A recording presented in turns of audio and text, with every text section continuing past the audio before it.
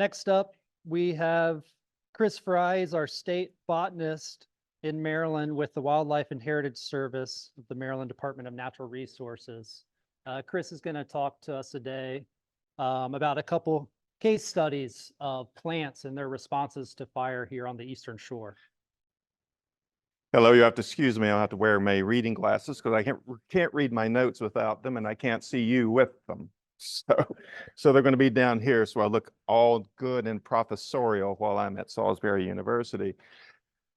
I am Chris Frye. I've been the state botanist for about 27 years, which is hard to imagine. I'm pleased to be here to present the results for prescribed fire at 3 different sites on the Delmarva Peninsula. And that's going to include 4 target species. Now, let me stay at the beginning. These 4 target species I chose are all plants because I know a lot about them. And I had good observational data or even quantitative data. That's not everything that is going to be benefited by prescribed fire.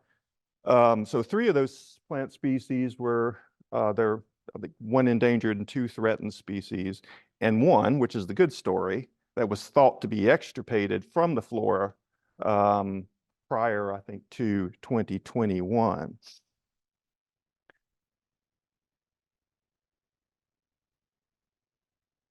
Am I doing the wrong thing?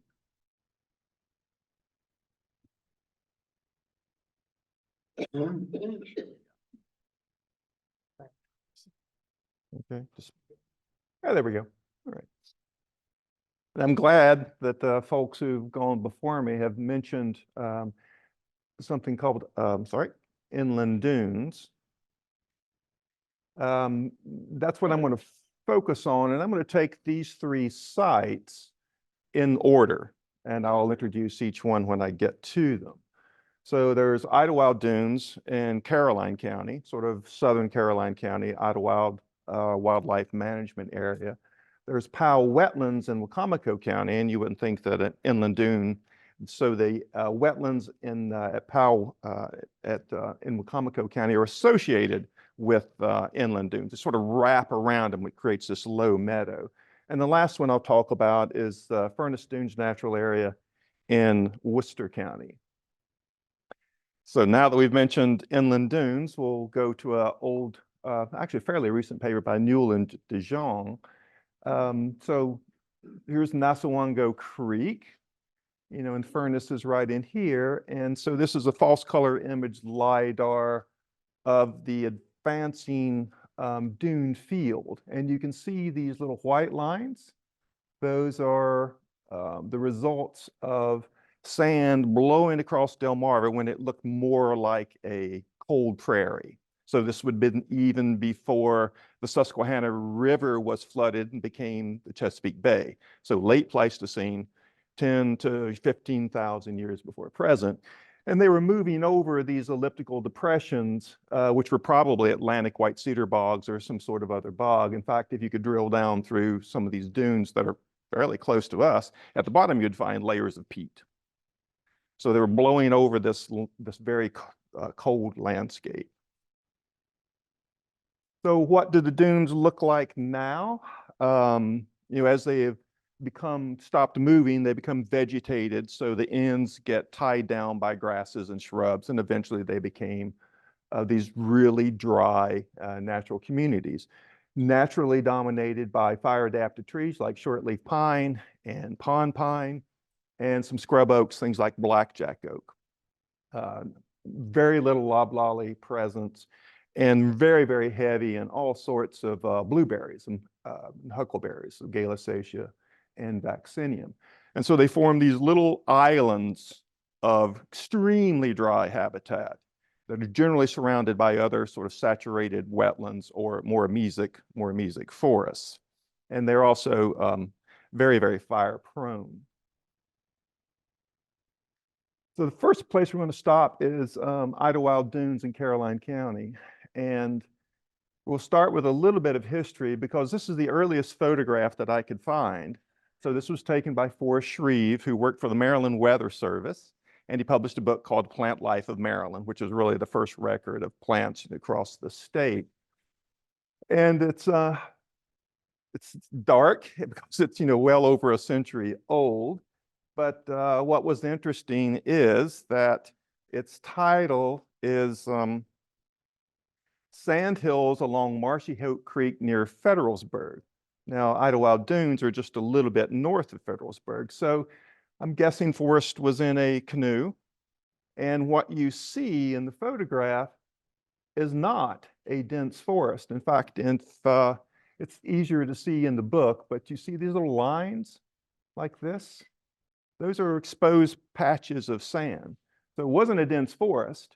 Now, I don't have the context for this photograph, so I don't know what he saw, but he didn't often photograph agricultural landscapes unless they were labeled as an agricultural landscape. So some idea of what a lot of the Idlewild Dunes look like. Now, these are sort of the northern extent of this Parsonburg stand. In fact, they sort of end right around Federalsburg. So it's that deep layer of sand on the east side of Marshy Hope Creek that we're going to look at.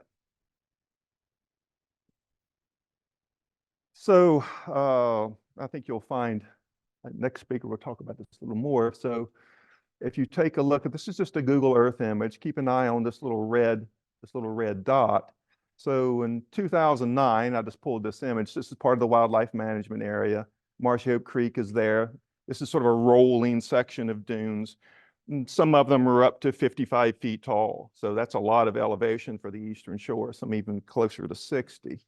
So this was mostly a dense pine plantation. You can see it's sort of monochrome color, all loblolly pine. And it's surrounded by oak hickory forest and, of course, the floodplain forest along Marshy Hope Creek. And so here's the restoration unit, the first one, after it's been thinned and then mostly cleared.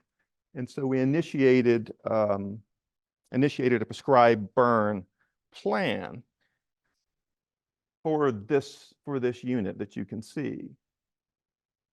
And the conservation targets, and again, bobwhite quail, grassland birds, there's a whole host of things, including other rare plants, but these are just the two that I'll focus on right now. So the targets were 2 legumes. Now I'll break into legumes a little bit. They're nitrogen fixers. So these deep, very nutrient poor sands are great places for legumes to happen to be very rare. One called hairy snout bean, Rhynchosia tomatosa, which is considered threatened in the state. And its census pre-management, so pre-fire, was 48 plants. And that was for the entire wildlife management area, not just the little restoration area. And the other one is a spiked hoary pea, a very low growing, almost vine looking thing. It stayed endangered, and its census pre-management was 1 plant. And it's, I'll let you know that it occurred after harvest, and it occurred in the fire break in the black line, 1 plant. So after several years of burns, and we really didn't have a frequency going, you'll hear more from this about, I think, from Bob, but the results were dramatic. Let me point out that this is a friend of mine, Dr. John Hall, and he's standing in a patch of this, hairy snout bean. Now, you would never say that about this species. We have lots of records, 1 plant, it's 10 plants, it's 15 plants, maybe 30 if it really gets huge. So we went from 48 plants from the entire wildlife management area to John and I stopped counting at 500. So, and even more dramatic was, particularly after I think the 3rd burn, our single plant of spiked hoary pea went to over 1,000 as of the census in 2022. So fantastic results for a botanist. And by the way, I'm not a phycologist. I'm just a plant geek for the department. So the next place we'll move to is Pow Wetlands, which is in Wicomico County. And it's more or less, currently you would call it a meadow. It's exactly what it looks like, a low meadow with grasses and forbs and some ferns and a few shrubs here and there. It's associated with an inland dune. The conservation target there was this beauty, white fringed orchid, which is state threatened. It's pre-management census, and this area had been known as a location for white fringed orchid for probably 25 or 30 years. And reports had always came back, every decade or so. We found 40 plants, we found 48 plants, we found 50 plants. So this is after clearing. So the loblolly pine has been removed, but this is pre-burn, and you can see it looks sort of like a shrubby meadow. And if you look at this, see that right there? That is about a 65-foot tall inland dune woodland, mostly loblolly pine, and it grades off very gently. And this is sort of seasonally saturated areas. And as Debbie mentioned with the Delmarva Bays, if you're walking and your feet are squishy, squishy, squishy, you have to wear boots, you wouldn't think that fire would actually work. But if you choose the time carefully, that's a good burn. All of those fine fuels were consumed. And, we got a really good kill on things like red maple that had, been encroaching toward the dunes for a while. So you can see the sort of scorched top of the dune as it went toward the fire break. And so the results here were pretty extraordinary. So this little meadow went from, the occasional recording of up to 50 plants to when I walked it in 2023, I say 600 plus because after a while you forget which line you've walked on and you're not sure that you're double counting or single counting, but it was astounding, and it was white. And here as a plant ecologist, I'll tell you that as far as plant conservation goes, getting that population size higher is job one. And it's for a couple of reasons. The smaller the population is, it decreases and decreases. Plant people will recognize, animal people will recognize the idea of inbreeding depression. The smaller you get, the more closely you're related you are, and plants experience inbreeding depression in a very different way.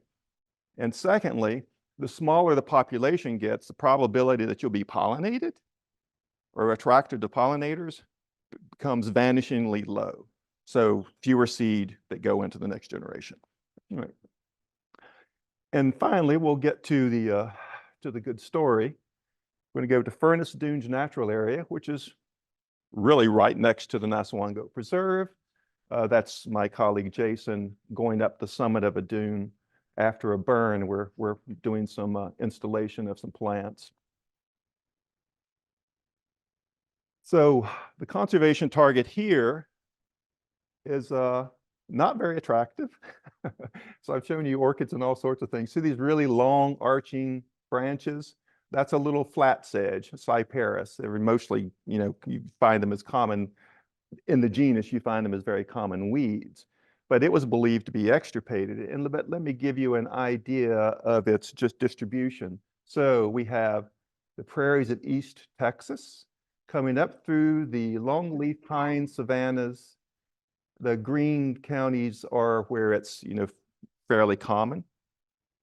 And as the plant becomes more rare, those colors change.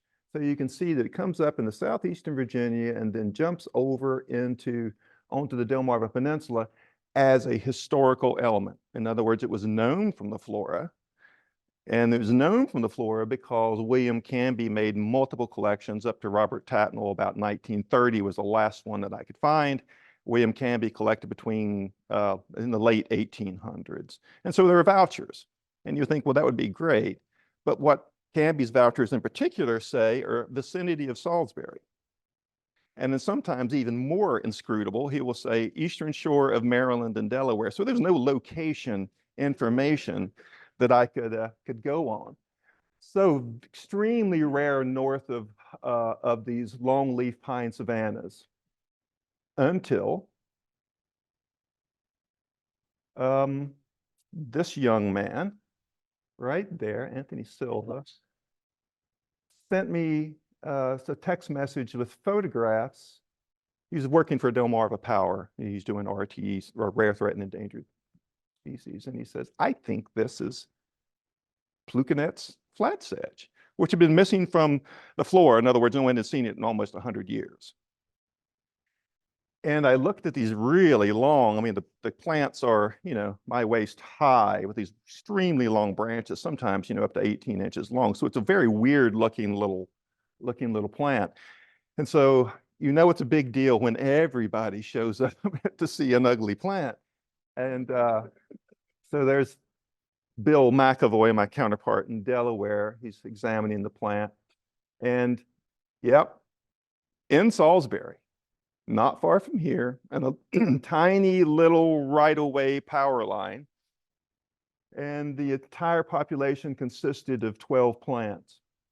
So it's in the middle of town, it's on private property, it's under a Delmarva power line. But what we could do before we left was get seed, because this is not a viable site.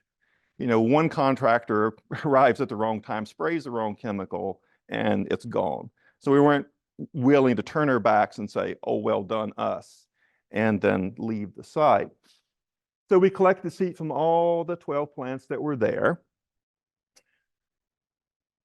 And they went to the Mount Cuba Center, and they did great. So I got these flats of peat pots that are like 4-inch peat pots. And I waited until they had senesced.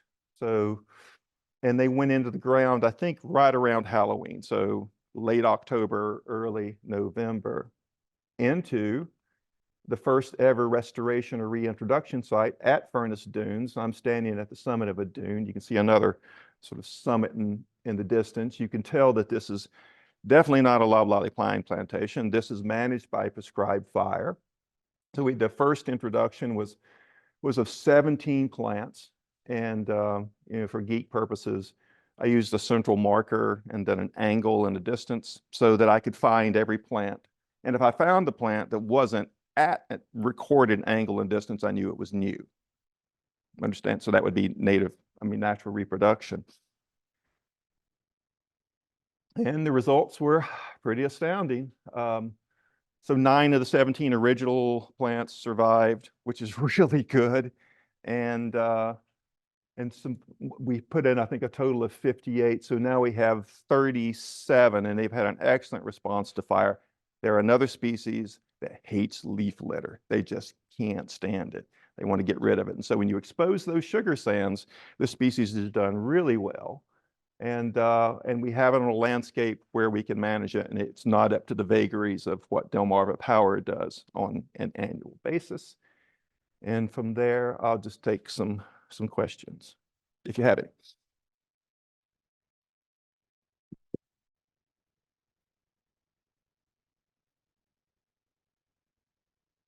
Any questions for Chris? We had some from online. One was, do you have problems with invasives after your fire? Things like porcelain berry or other? Not in these kinds of habitats. They're so poor that you usually don't get the sort of, when you get into more mesic or richer communities, they're just a constant struggle. And so there aren't a lot. We found, I think, one species of grass that was invasive, and basically just collected it out of existence. It was a panic grass texanum, which is an ag weed that sort of showed up after a burn, but we just have to keep it monitoring. So yeah, not a big problem with invasives there. Yes, sir. Given your success showing the benefits of prescribed fire to these plant communities, is the agency pushing for more prescribed fire on the landscape, or have you noticed kind of at the higher levels in the agency recommendations for more use of fire, or where's the agency going relative to use of fire on the landscape? At higher levels, I would say there's probably very little awareness. My agency in particular, Wildlife and Heritage Service, we certainly are interested in bringing on more and more sites. The problem is we have fewer and fewer people who are fire trained.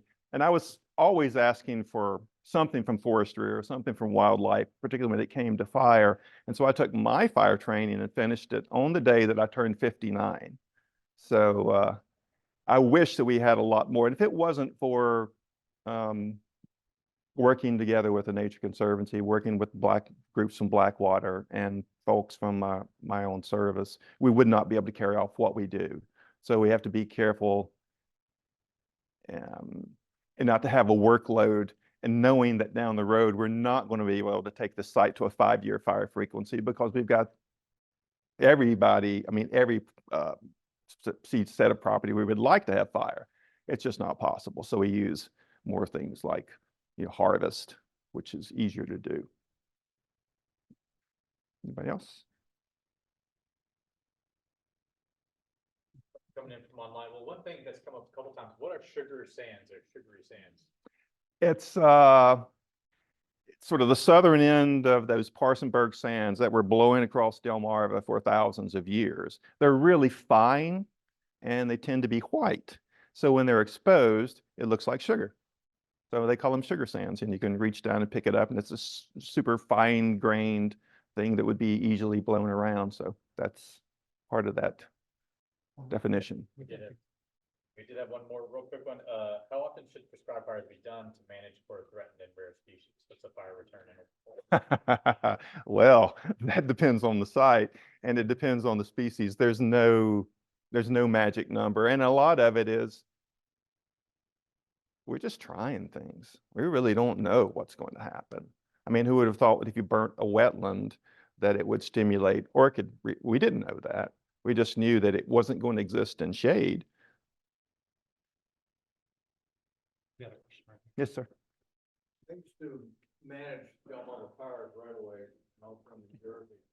Some of the herbicide treatment, we actually released white fringed orchid near Nassawango Creek Preserve, and in New Jersey, rose begonia orchid by an herbicide treatment that took out Take out the shrubs. Phragmites. It's some of the wetlands, took out Phragmites up with the rose begonia orchid.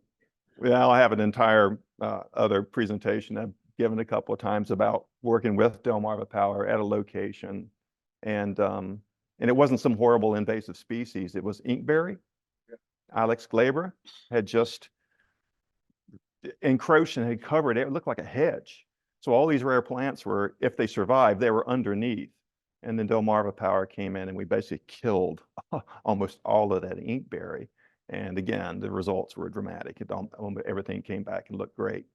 Pitcher plants as well. Pitcher plants, yeah, absolutely. Yeah. Yes, sir. Real quick, you focus on those species, but can you just say around about how many RTNE species came back at Idlewild in specific after that harvest and for a couple of birds? Can you just talk about how? Yeah, so there are some beautiful species that seem to move a lot slower.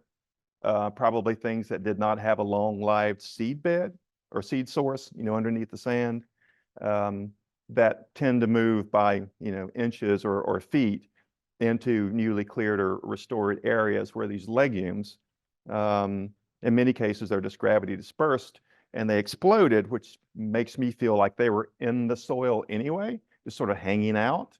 And then others are animal dispersed. And so some things moved very, very rapidly. Things like little blue stem grass went in the first couple of burns, just formed a really nice clumped, distribution throughout. There's probably, well, I didn't even mention lupin. There's a little patch of lupin that we just started trying to work with, but we haven't carried off a fire yet, so I don't know. And it doesn't seem to move very fast. It's, but it has a long seed bed. Although at Idolwild Dunes, I think, it had been so long that had been in forest cover. So it was basically a roadside edge, a sandy road edge. And I can imagine that it would look purple, the whole dune, but it had been covered with dense Virginia pine and oaks for so long, it's just exhausted the longevity of that seed. So yeah, there are probably 10 or 12 other species and even the watch list legumes that just went bananas. Okay.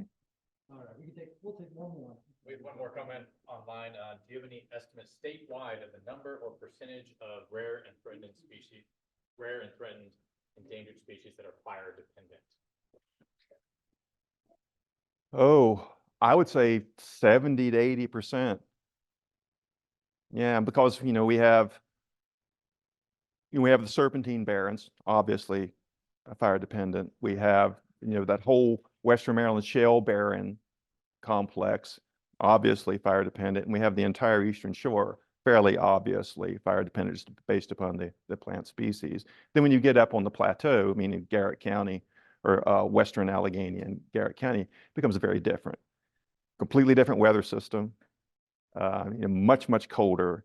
If you leave Cumberland and you go up to Fensel, you've left the planet. That they don't look like anything alike. But east of Garrett County, I would say almost everything. And there are some great, historical references that I keep finding. John Brereton was a physician stationed in Washington, D.C. in 1835, and he's writing about what the Anacostia River looked like. And he's talking about species that were in the western U.S. that lined the banks of the Anacostia, which are prairie species. So he wasn't looking at a forest. I'm not sure what he was looking at.